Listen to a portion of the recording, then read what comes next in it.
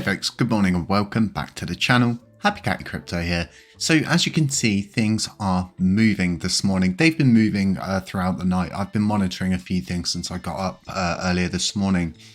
Now this is all simply because of the USTC Repeg, everything that's going on around it. It's creating a sense of FOMO, and we spoke about this in a previous video that this possibly could lead to a FOMO event. So let's head over to Crypto Bubbles and see what's going on over there. As you can see, it's mixed. Normally you would go to something like Bitcoin, see what Bitcoin's doing. It's not really moving. It's not dragging anything up or anything down. So we know that this is not Bitcoin doing this. If we look at something that's in our sector, like Luna, it's moving, but it's not moving.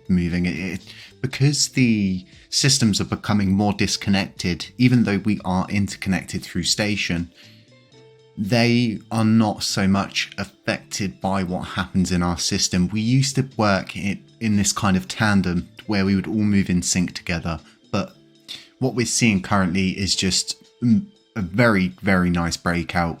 It's looking at around, last time I checked, it was around 50 something %.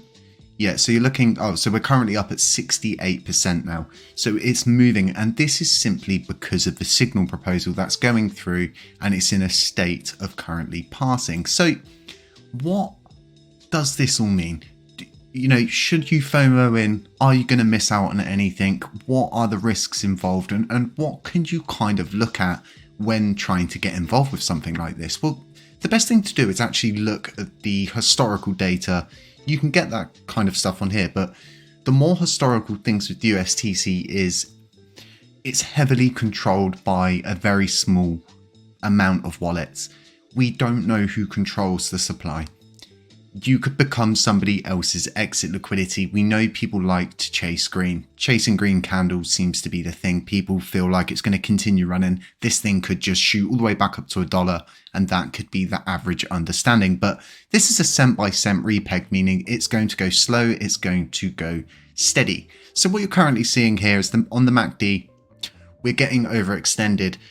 You can see where we've had that small little drawback, and now it's all of a sudden going again. We're definitely going to be looking at a pullback at some point. As to when that arrives, no one really knows. This thing could just run. It could just FOMO out. But my biggest worry at the moment is simply the supply. And this was something I raised to Duncan in his podcast. And the way that they're going to get at this, I'm not fully convinced, because there's a lot of risk with this proposal. That's the thing. It's a room for no error proposal, but there's a risk with everything, and repegging an algorithmic stable coin in the cosmos is no small task. So as we can see here, the top 10 holders are currently holding around 64.95% of that circulating supply.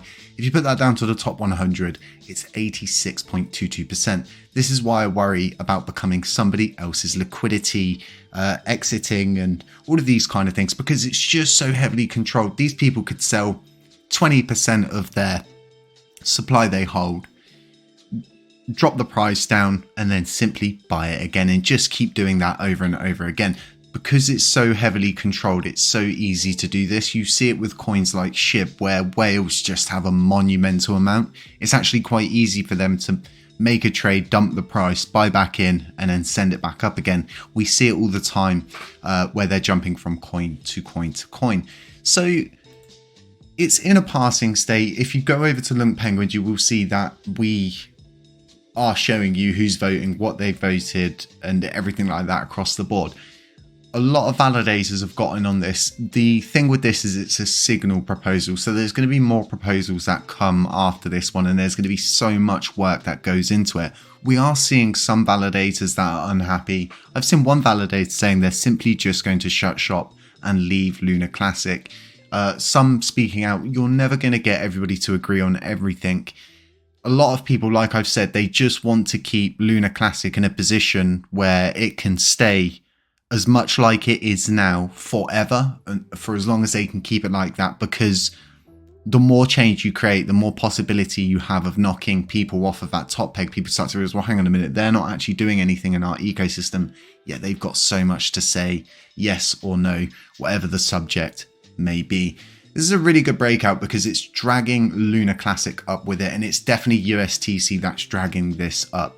So this could show people on the outside. We've seen so many people saying, you know, Lunar Classic's dead. It's nothing without Luna.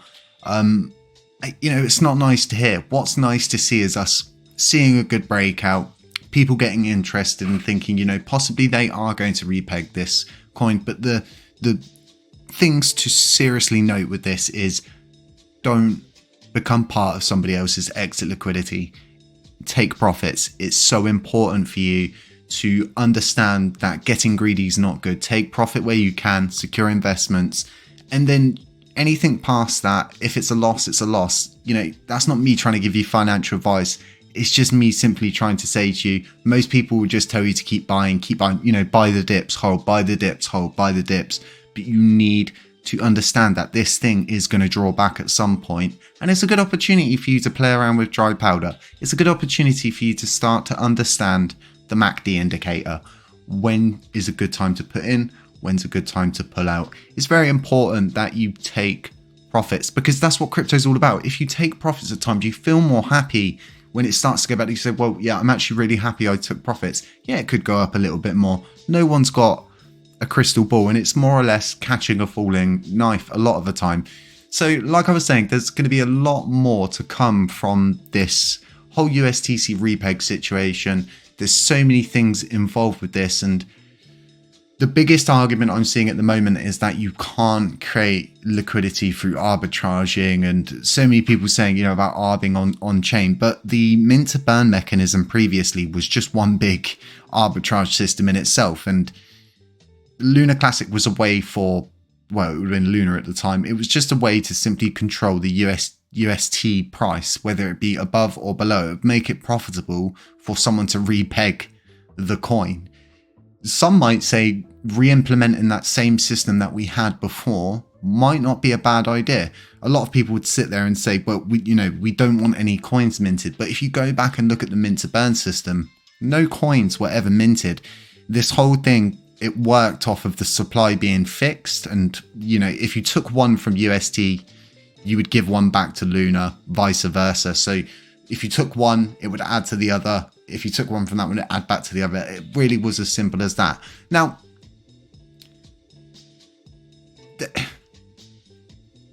don't expect that this is going, because what you see is a lot of people hyping this up to the absolute high moon, saying, you know, this is going to pass, we're going to get a repeg, big times are coming, buy now, don't miss out. But think carefully about this. If it's a cent by cent repeg, this is just a signaling proposal.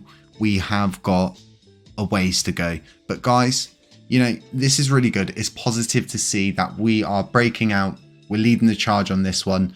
Really nice way to start our weekend, to be quite honest. Hopefully it keeps going, but hopefully we can hold it. We do come back down to test support, because that's totally normal, leaving lines of support as we go up. That means we can come down and safely retest those lines and find support.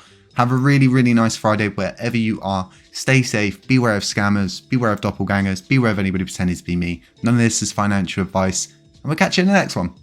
By listeners like you.